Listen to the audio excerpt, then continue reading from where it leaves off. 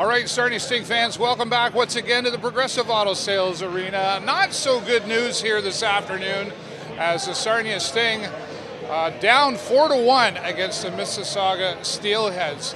Blair Coffin in goalie for the first time this season.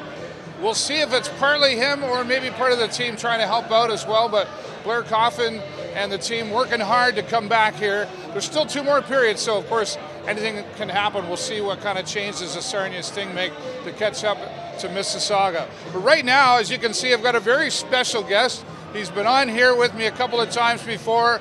He's helped me commentate the lacrosse Pacers game. Liam Henderson, how you been? I'm fantastic, thank you very much. That's good. You've been watching the Sarmia Sting here. You see we got Blair Coffin in there for the first time this season. What are your thoughts on that?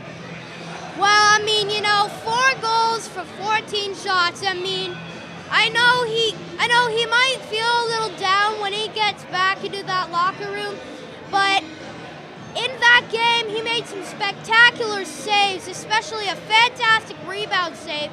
If you aren't tuned into your TV to see that, my gosh, it was fantastic. So, I mean, not too bad. He could definitely can improve. He's nowhere quite near being the backup yet, but he's making progress, I have to admit. All right, some positive things to notice in there. That's always a good way to look at things. What about the Sarmia Sting as a whole? I mean, we've seen some new players here this year. Jamison Reese is out right now with an injury, but they come out the gate really strong, and then they sort of fell back a little bit last week. What do you think the Sting need to do to improve to be a little more consistent in the game? Well, a couple days ago, Theo Calvis was traded to North Bay, so Sarnia's really going to have to pick up their back check and defense game to make up for Theo Calvis. And also, what we've seen in this game from the Steelheads, why the Steelheads are winning is because of 2 reasons. Their offensive pressure and their stick work. In the Steelhead zone, they make sure that no goals can get into the net. They always seem to get the stick on the puck and get net battles out front. So the Sting can learn from these Steelheads. They're 5-2-1, so this strategy is working. So I'm hoping that the Sting will take this strategy and win some games. So you're sort of saying maybe learn from the other team at times.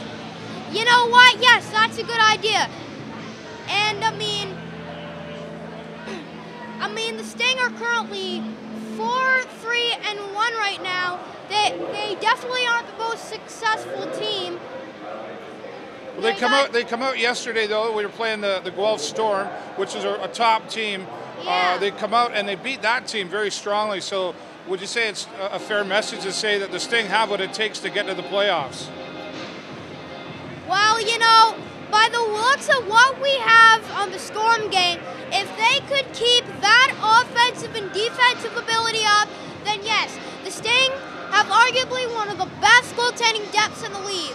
Aiden Hughes and Ethan Langevin are fantastic goalies, and I think Ethan Langevin is the next Rick DiPietro, so the goaltending is a major part of getting into the playoffs, and I honestly think that both Hughes and Langevin will be a part of that. And the offense and the defense are also fantastic, without a doubt. Even without Theo Calvis on D, we've got some good guys like Colton Kammer. And out front, we've got Rosichka and McGregor. There's so much more than that. And the first goal was scored by Braden Guy, number 14.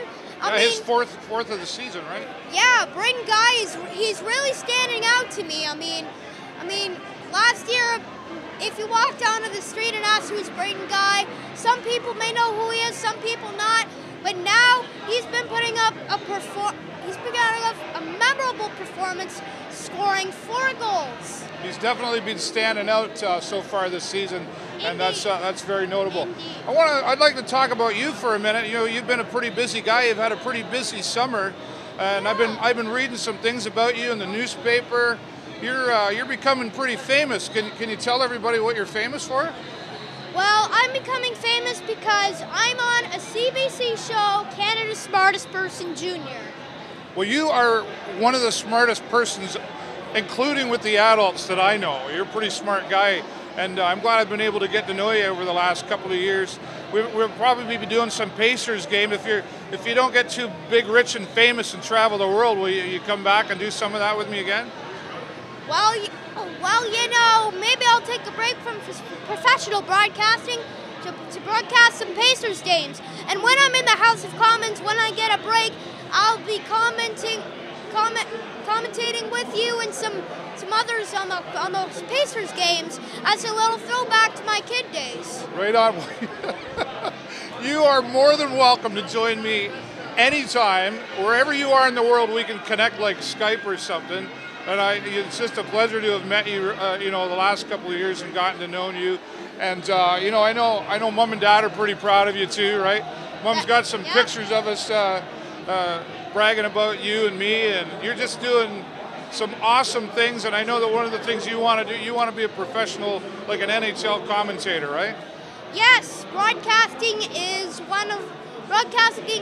I love sports broadcasting, especially hockey. There's baseball too. It would be awesome if I can get in the TSN or Sportsnet studio. Well, you know what I've always told you, dream big, right? That's right. Dream big, everyone.